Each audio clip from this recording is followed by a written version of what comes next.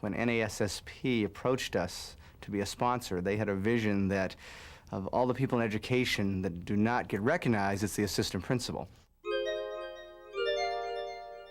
We really took three approaches. We wanted to clearly give recognition, and we knew we're good at that. We can give recognition. We do that to our people all the time. But we wanted to do more than that. Because of the way McDonald's is set up, we're a licensee, franchise-based business. 80% of our restaurants are owned by local entrepreneurs. We knew that grassroots approach that we take would be perfect for this, that we could do recognition but have more life to it, that other things could happen with that. Secondly, we wanted to give management skill training. We felt, and the assistant principal committee felt strongly that, you know, McDonald's, you train a lot of management people, you do some pretty cool stuff. We'd like to see that. So since we were doing this at Hamburg University, it was a natural to get our Hamburg University teaching staff involved. We did have a vision, though, that we wanted to explore one educational issue. And because of our initial association with NASSP, because of their initially contacting us on the issue of students working, and the work we've been doing over the past 3 years with this, we thought it would be a natural for this first year to explore that educational issue.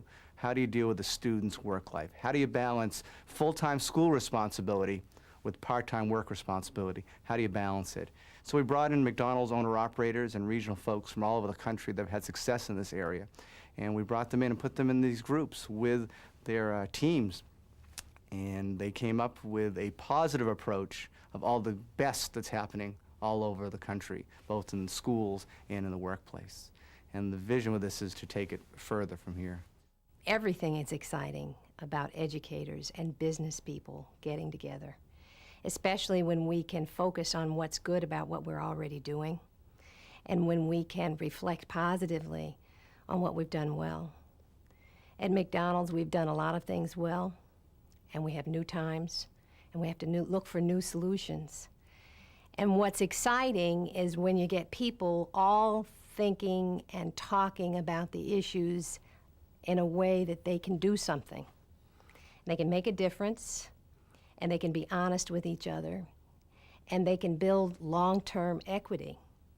That's what's exciting. It's an investment that everybody profits and everybody feels good about. And there are ways to make it concrete, to look positively about what we're already doing, about the programs we're creating, about the extensions we make into the local schools and into the local homes, and about the way we make a difference in the lives of individuals and whole communities of youngsters.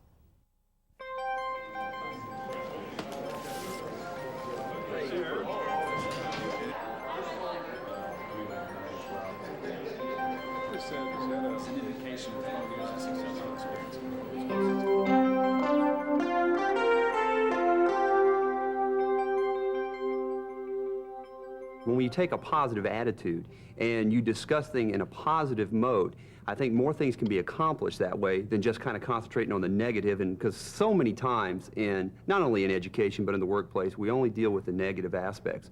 But in this type of environment, we dealt with the positive, and it makes you feel good not only about what you do, but it also makes you feel good about yourself as an educator. We were with people from all across the United States, and everyone came up with positive examples of the ways that employers and schools came together to benefit the student. And yet all of us in our own local circumstances, be it with McDonald's or another employer, had similar kinds of experiences, positive experiences, where employers cared about kids, worked with kids.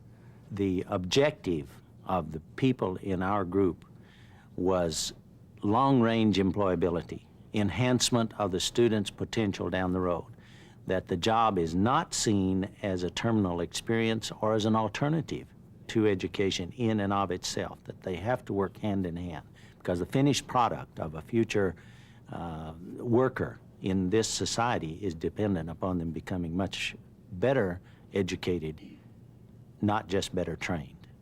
Ask any educator the primary reason why they're there, and that's to ensure the success for their student. They want a student that is going to go through the system, matriculate out into either a college or the world of work, but in essence to be successful. That's what we're after. We want to push that student to succeed to the highest potential possible. That's a given. There's no substitute for true accomplishment. We're not talking about empty praise. We're talking about someone who feels that he's part of something bigger, that something is working, and it's working better because of his part, his involvement, or her involvement in this operation, whether it be a business or a school, for that matter. We feel it's very important that there is a cooperation between the business community and the school system in developing each individual student's positive self-esteem that they have. And because without positive self-esteem, a lot of the other factors that we discussed may not even take place.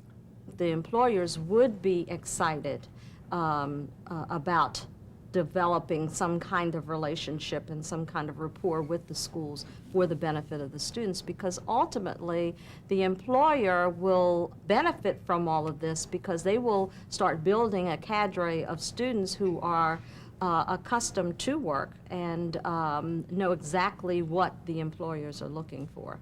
What gets rewarded gets done. And if we reward students for the proper balance which they need to seek, then that job will get done. And where's that reward going to come from? It's going to come from the school or the world of work or the home life. Well, that's why a link between all three and providing those type of rewards to the students will get that balance done. That's why you need that communication. One of our assistant principals looked at an owner, McDonald's owner from Toledo, Ohio, and he said, hey, he says, you really care. And he said, I didn't know that. He said, I've got a whole new attitude toward what I'm dealing with now. And he says, when I go home, he says, I'll have a different attitude and I'll get some people involved. And he says, I'm just glad to see this aspect and see this side of what business is really trying to do.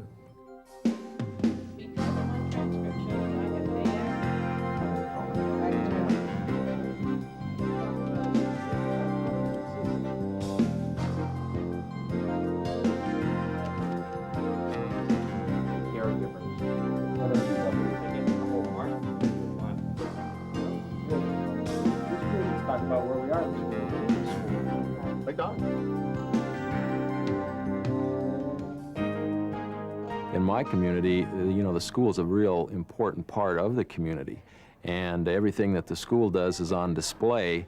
And if the business community can be part of that, I think and the school's doing a good job, and you know, and we're credible. You know, they want to be part of it, and what's good for the school is usually good for the business people too in our town.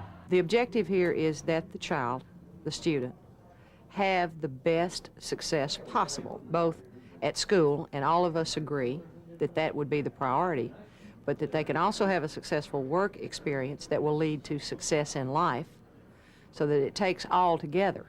We both, educators and business people, have the very same objectives, almost to the 99th degree.